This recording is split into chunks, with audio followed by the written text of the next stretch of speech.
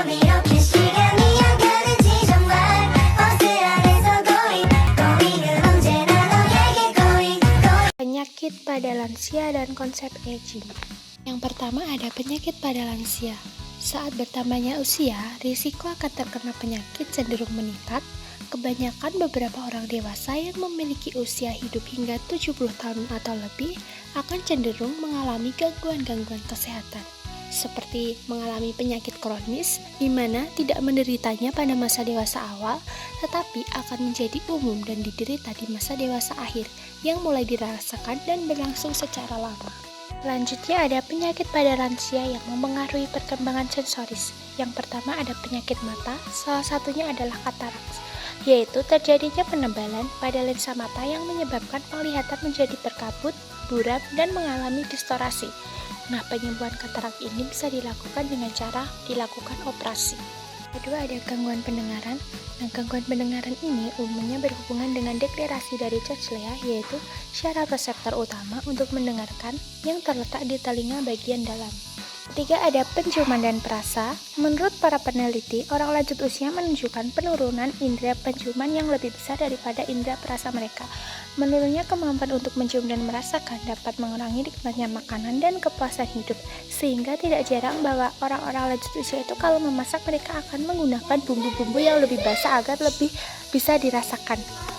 Ada beberapa penyakit penyebab kematian pada orang lanjut usia. Yang pertama itu ada kanker. Kanker merupakan salah satu penyakit yang disebabkan oleh gen mutasi di dalam tubuh, di mana pertumbuhan dan perkembangannya itu tidak dapat terkendali.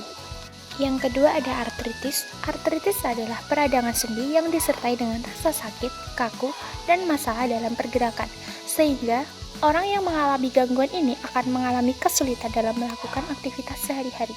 Ketiga ada osteoporosis.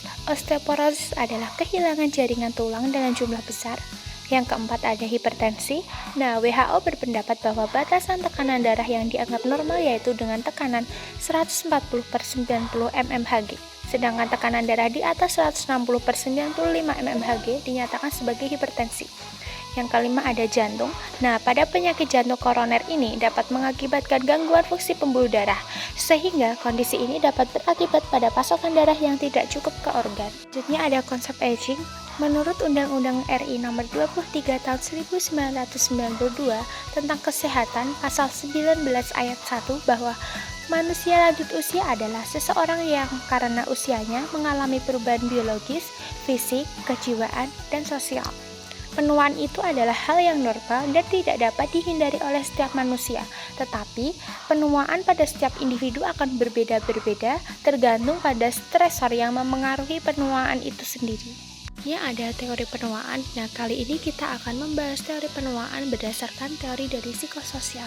Yang pertama ada activity theory. Teori ini menyatakan bahwa seseorang individu harus mampu eksis dan aktif dalam kehidupan sosial untuk mencapai kesuksesan dalam kehidupan di hari tua. Yang kedua ada continuity theory. Teori ini berpandangan bahwa kondisi menjadi tua merupakan kondisi yang mesti terjadi dan harus dihadapi oleh orang lanjut usia. Yang ketiga ada disengagement theory. Teori ini menyatakan semakin bertambahnya usia, individu mulai melepaskan diri dari kehidupan sosialnya atau menarik diri dari pergaulan sekitarnya.